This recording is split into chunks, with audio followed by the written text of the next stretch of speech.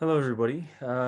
Last last video, we have discussed so much about the skull. We did not mention, though, a couple of things that are very important for Swirsky, and I just want to point it out before discussing the inner parts of the skull.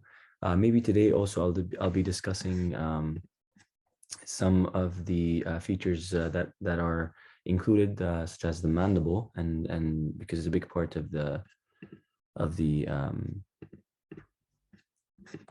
of the skull. Okay, so here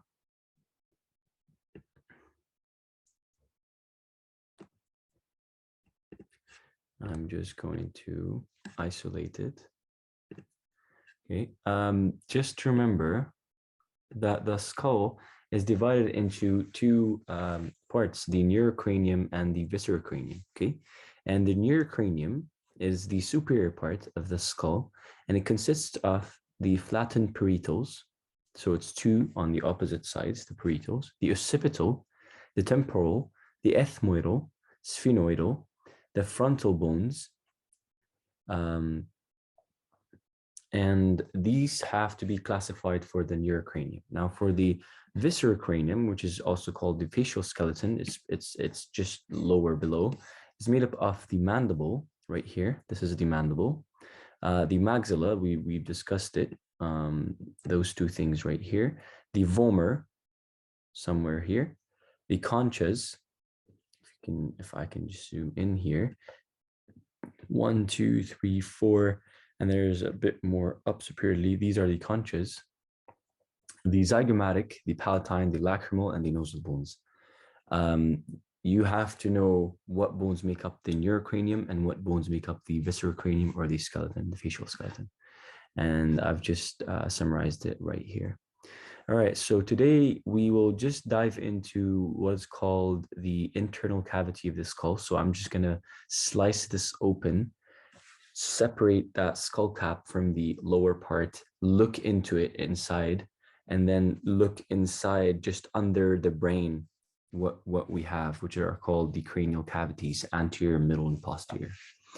Okay, so I will slice it right here. So now imagine me slicing my head, removing the cap, and looking inside of it. Okay, and then after that, I will remove the brain and look inside my head, such as this view right here. There, we will discuss the anterior, the middle, and the posterior cranial cavities. Okay.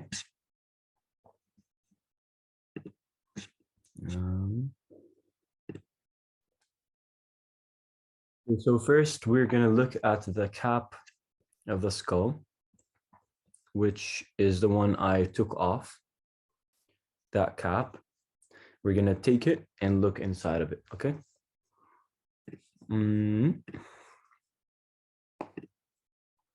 So here, let me just do,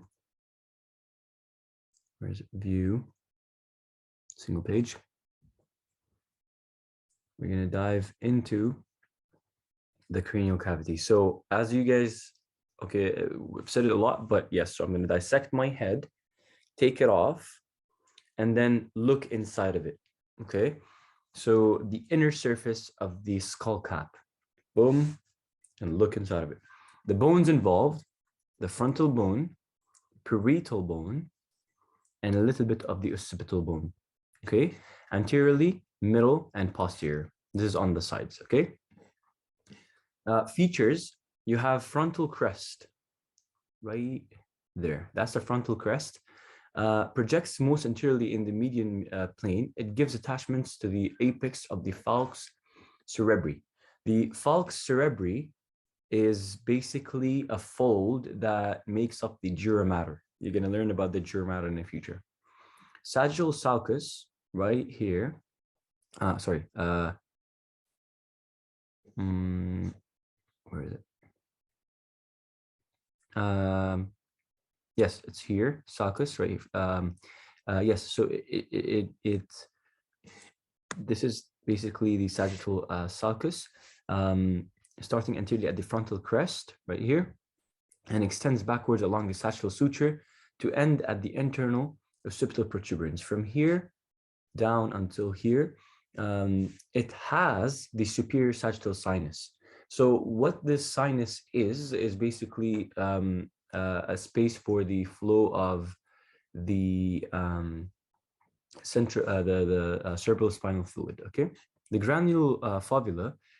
These are basically the granule fovula. They're made up of the arachnoid granulations. These arachnoid granulations are part of the arachnoid matter, and they function to absorb or take away the cerebrospinal fluid to recycle it back to the venous system. What this cerebrospinal fluid that I'm talking about is basically um, the fluid that surrounds the brain. The parietal emissionary foramen, mentioned before in norma verticalis, the one I've talked about, you're gonna find it right here, just on the posterior aspect, just laterally on both sides of the sagittal suture, and basically it's used for the emissionary veins passage. Okay, you don't have to go into more than this. This is enough for your details. Now, the main point of this video is to discuss the norma basalis interna. Okay, so how to imagine this is basically me removing the cap, removing the brain, and I'm looking inside. Just fast and quick right here. So I remove the cap. Sorry, I remove the cap, and I'm looking inside. Okay, anteriorly first. Right here, that's the anterior cranial fossa. From here all the way here is the middle cranial fossa, and this oval space right here is called the posterior cranial fossa. Just from this view right here, you can see that the anterior is the most shallow and the posterior is the deepest. Okay, so shallow, more deeper, and the deepest. Okay. Oh, sorry, this is not what we wanted. Where'd it go?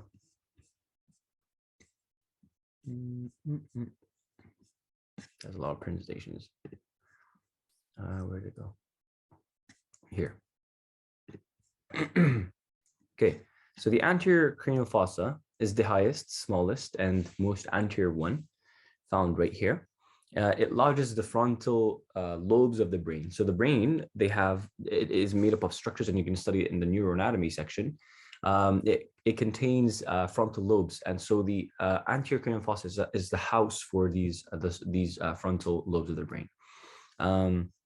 The floor of the anterior cranial fossa forms the roof of the nose and the two orbits.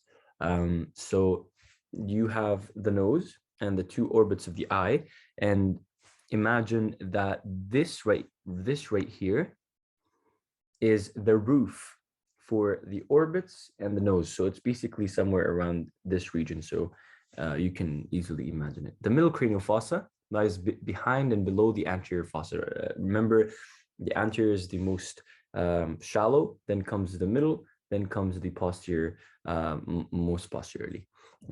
So here, most shallow, then a little bit deeper, okay? And has a butterfly shaped, as you can see it right here. Okay, it has a small median part lodging the pituitary gland. So this right here is called the hypophyseal fossa, I think, and there's the infundibulum that inserts, and then it houses the pituitary gland in this region. And you're going to study about it. It's probably part of the sella torsica. Okay, and you can probably know that if you have studied the pins, that part of the pins. Yeah. Two large lateral parts, 1 and 2, lodging the temporal lobes of the brain. So this region, anterior fossa, cranial fossa, lodges the frontal lobes. These parts, lateral ones, lodges the temporal lobes of the brain. Okay. The posterior cranial fossa is the widest and the deepest, and it's found in the most posterior part, and it lodges the hinge brain, cerebellum, pons, and medulla. Okay, the cerebellum, pons, and medulla lie in this region. Next, let's discuss the specifics of this. The anterior cranial fossa, okay, you have to, for each fossa, you have to know the borders that line the anterior cranial fossa, some features of it, the bones that form it. You see, boundaries, bones, sorry, boundaries, bones, and some features. Okay. So the borders, the boundaries of the anterior cranial fossa, the most anterior part of the anterior part of the cranial fossas that are found to be housing the inferior part of the brain. The boundaries here, anterior and laterally, it is made up of the frontal bone. So the frontal bone is found to extend just anterior and laterally. And posteriorly by posterior margins of the lesser rings of the sphenoid bone.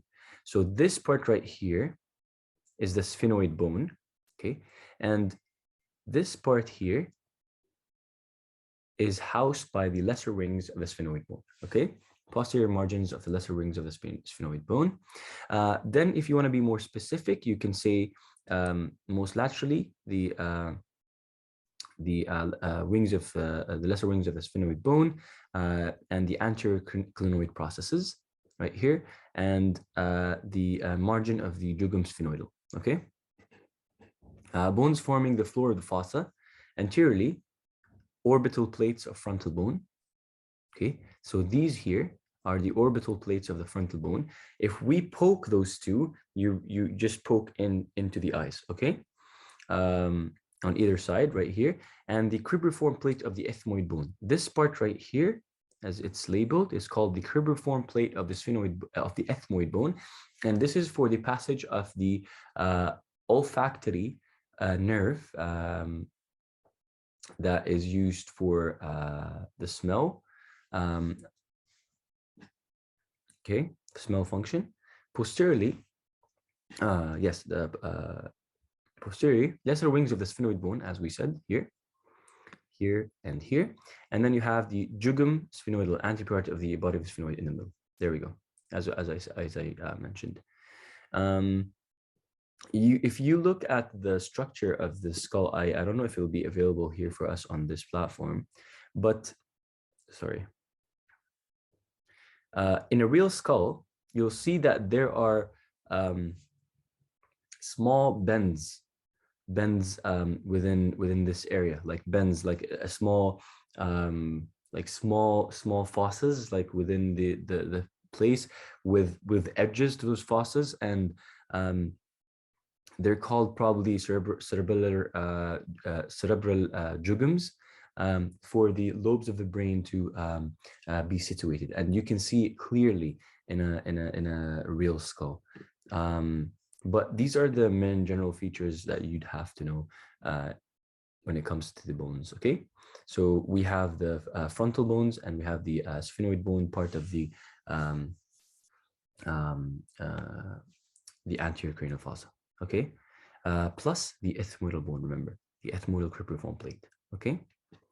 Then we have the particular features. We have the orbital plates of the frontal bone. We've mentioned this separates the anterior cranial fossa from the orbital cavities. The orbital cavities and the anterior cranial fossa, what separates them here is the orbital plates transversely. You see, as I said, their surfaces show irregular depressions produced by gyrate of the inferior surface of the frontal lobe of the brain. These irregular depressions will be found in these spaces that are occupied by the gyrus of the inferior surface of the frontal lobe, okay? The frontal crest, a median bony projection, it gives attachment to the apex of the falx cerebri. That's the frontal crest right here, okay? Attachment of the falx cerebri.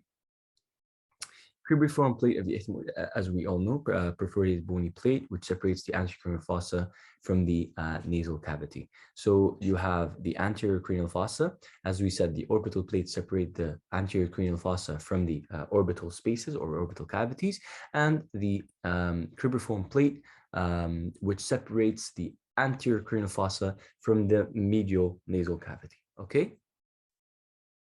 Then we have the crista galli. crista galli, a median bony projection from the cribriform plate of the ethmoid bone. It gives attachment to the apex of the falx cerebri. The most anterior part, yes, right here. Not the sorry, it's found in the medial region of the cribriform plate of the ethmoid bone. It's called the crista galli, and just like the frontal crest, it gives attachment to the falx cerebri. Okay. Jugum sphenoidal is the anterior part of the body of the sphenoid lying behind the cribriform plate of the ethmoidal. It contains the sphenoidal air cells. Okay, so the jugum sphenoidal right here. And finally, the lesser wings of the sphenoid extends laterally from the jugum sphenoidal, and it forms the posterior margin of the anterior cranial fossa.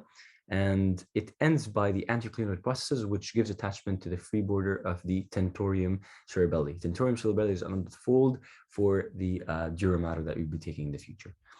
So remember, the bones, the boundaries, you have the frontal bone anteriorly and most laterally.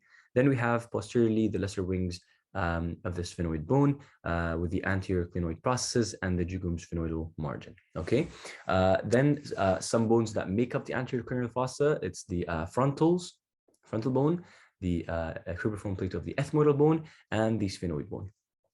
Some general features we have so many. We have the frontal crest that allows for the attachment of the falx what is it called? Falx cerebri. Then we have the crista galli, also as part of the cribriform plate of the ethmoidal bone that allows for the attachment of the falx cerebri. We have the orbital plates that separates the the anterocranial fossa from the orbitals. We have the cribriform plate that separates the anterocranial fossa from the nasal cavity. We've got the depressions in the orbital plates for the fitting of the gyrus of the brain. If you don't know what gyrus are, it's basically the bumps of the brain, and they are surrounded by sulcus, which are the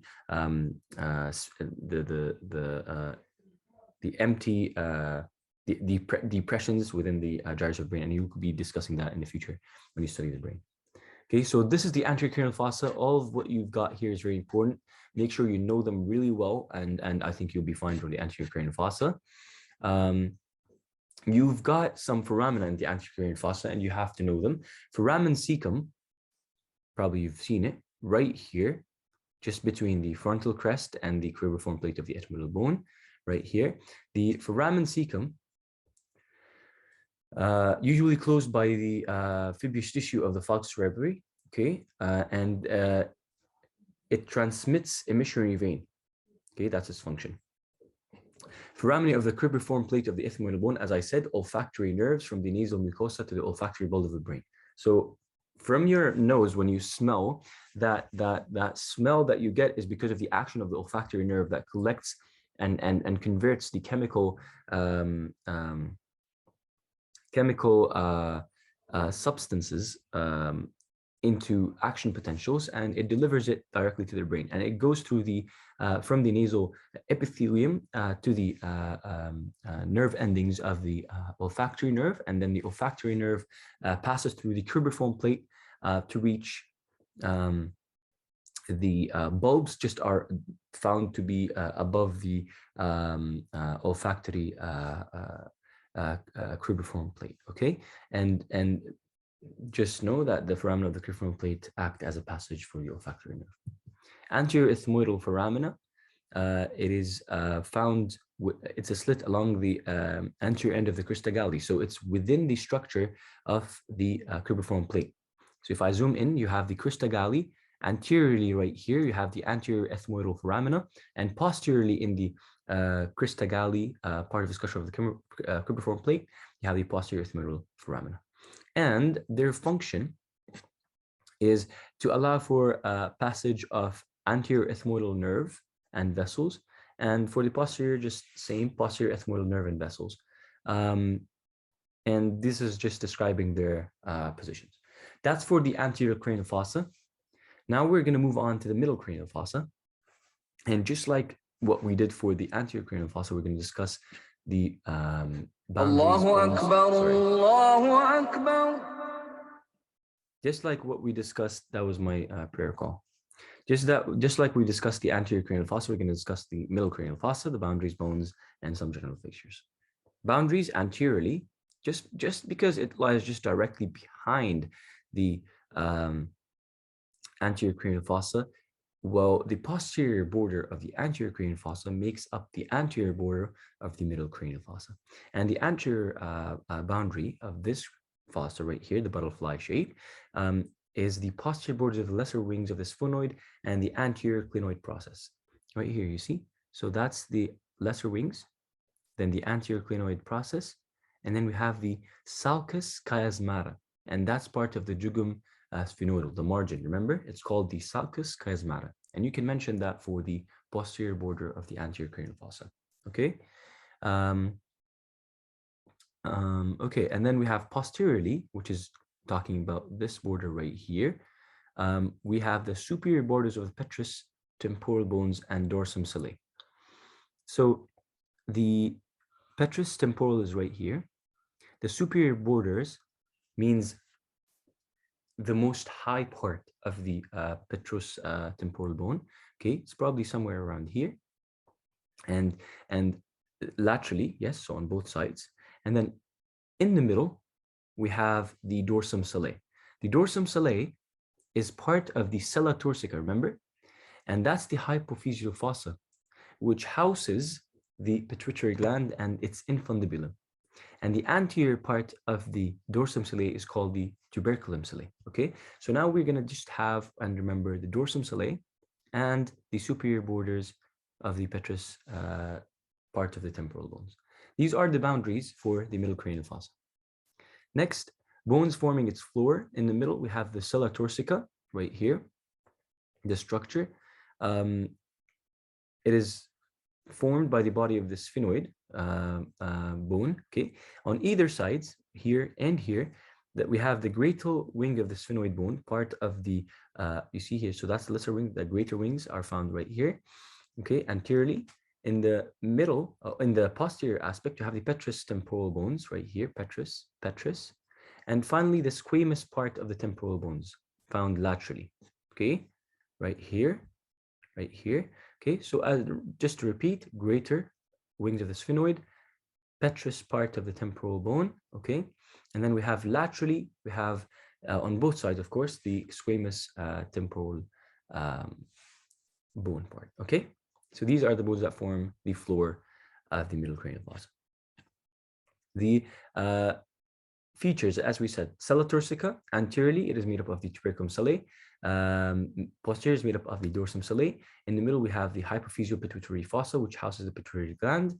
And then we have the posterior clinoid processes. As we have anterior clinoid processes right here, these two, we have the posterior clinoid processes that are part of the dorsum solae, and they're labeled right here, posterior clinoid process. Okay, it's nice to look at what the Subota has related to this, or any other picture on the internet or wherever you are. You will see what I'm talking about. It's not very clear here. Then we have the sulcus chiasmaticus, which is part of the jugum what is it called, sphenoidal, which is the border that we've talked about just right here. That's called the sulcus chiasmaticus. Okay, right here, and it shallow transit groove in front of the tuberculum solae. Okay, and leads to the optic canal on each side. So it is found on the anterior aspect. That's a tuberculum solae. It's found right here, and it leads into the optic canals for the passage of the optic nerve. Okay. Then we have the greater wings of the sphenoid, lies laterally to the sella turcica and shows a crescent of foramina. So remember, the middle cranial fossa has a lot of foraminas, and we have to remember all of them. First, the superior orbital fissure, foramen rotundum, foramen ovale, foramen spinosum.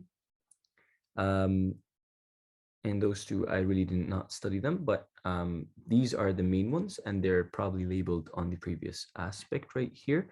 So we have the superior orbital fissure found right here, just below the lesser wing of the sphenoid, and I will show you this in a bit.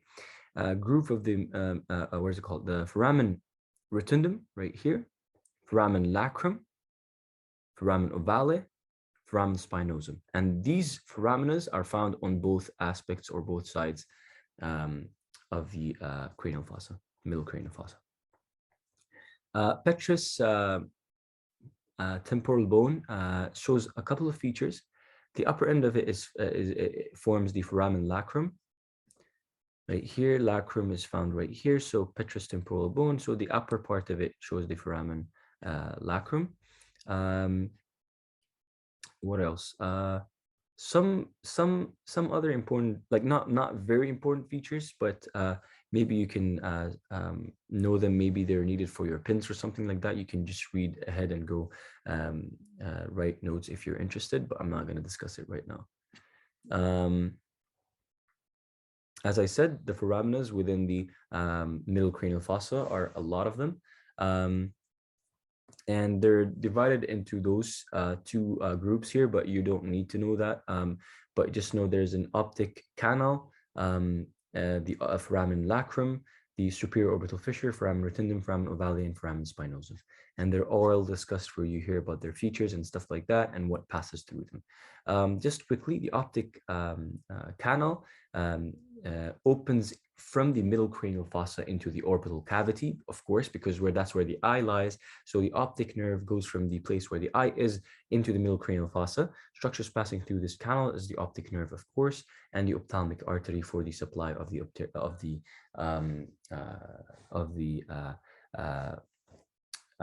eye with the blood needed. Okay, the foramen lacrum.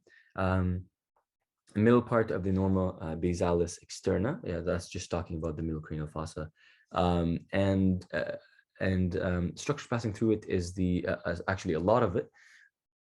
The internal carotid artery, meningeal branch of the ascending pharyngeal artery, and emissionary veins. You would need at some point to know what passes through those foraminas, but it's too early for that. Just know the foraminas for now. For your what is it called, the osteology oral coming up. Then we're going to say, then we're going to talk about the superior orbital fissure between the lesser and the greater wings of the sphenoid. It leads from the middle cranial fossa into the orbital cavity, and what passes through it is the oculomotor cranial nerve number 3, trochlear cranial nerve number 4, ophthalmic cranial nerve number 5, abducens cranial nerve number 6, and the ophthalmic veins. Okay.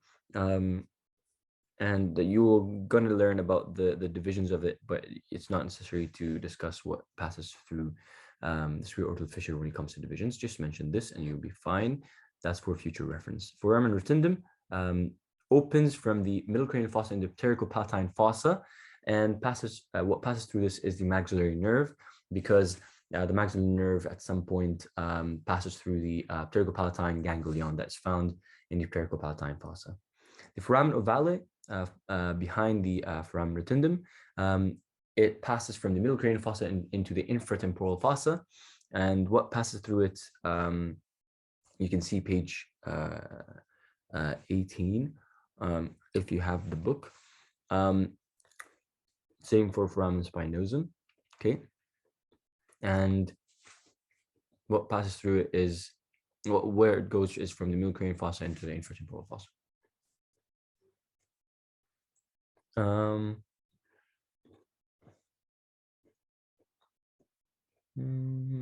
don't know if this is important. I will leave it. Posterior Korean fossa. That's the third cranial fossa and the most deepest of all three. We're going to discuss also the same thing for this one. Just here as the posterior boundary of the middle cranial fossa. This boundary also makes up the anterior boundary of the posterior cranial fossa. Okay, so we're going to dive into it quickly. The boundaries here, you have the sella, what is it called? The dorsum sellae, and the superior part of the petrous part of the temporal bone on the lateral aspect for the anterior border of the posterior cranial fossa. And posteriorly, the occipital bone forms part of the borders that lies the posterior Korean fossa. The bones forming this fossa, the anterior to the foramen magnum, you have body of the sphenoid, and it's uniting with the basilar part of the occipital bone. So that's the basilar part of the occipital bone and the body of the sphenoid. Okay. Okay. Then we have the on either sides we have the foramen magnum. On either sides of the foramen magnum. So that's the foramen magnum. On either side we have the posterior surface of the temporal bone. Okay, and we have also the mastoid temporal part found right here. Posterior to the foramen magnum, we have the squamous part of the occipital bone. The features, we have the clevus. Okay, this part right here is called the clevus. Where is it? Yep, and then we have the squamous part of the occipital bone. Okay, right here. It contains the internal occipital protuberance, the internal occipital crest, the transverse sulcus. Okay. It also has the mastoid and petrous parts of the temporal bone. We have the sigmoid sulcus right there. Okay. We have the superior petrosal sulcus and the inferior petrosal sulcus. These are things that you will see within the structures when you study the pins, and you will see exactly what I'm talking about. Mentioning them is quite enough. Foramina of the posterior Korean fossa, of course, the internal auditory meatus. When you go from the external auditory meatus outside, you reach the internal acoustic meatus that is found in the posterior Korean fossa. Structure passing through it is the facial nerve, vestibulocochlear nerve, internal auditory vessels, and these nerves are quite easy to remember and where they pass through when you study them. Okay, foramen and its sites. We have the jugular foramen at the post end of the petro-occipital fissure.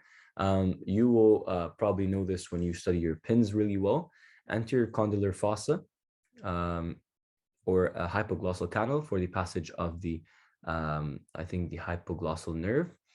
Posterior condylar foramina is found on the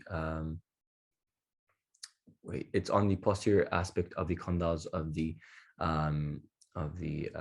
occipital bone, and then you have the foramen magnum, which is the largest of all foraminas found in the structure of the base of the skull. Then we have the mastoid immaturity foramen. This is not very important, but just note it for your information if you'd like to. Bony canals of the skull and mandible. These are the canals that are in relations with the foramina. So let's say the carotid canal, the carotid foramen, what's it called? The carotid canal has is the continuation of the carotid foramina. The optic canal is the continuation of the optic foramen, and so and so. Okay. What else? We have maybe then to discuss the structure of the mandible, but then this is all the structures or all of the cranial fossas that you'd need to know, the anterior, middle, and the posterior, and you've got to study them just the way I showed them today, and you have to describe them in a speech form for Suriski, mentioning all of the points that I have discussed. And if I missed anything, please note it down or message me and I'll probably explain. Okay, let's see, the mandible, probably I've created a video on its own for this one. So I'll probably see you in the next one for the mandible. Thank you, guys.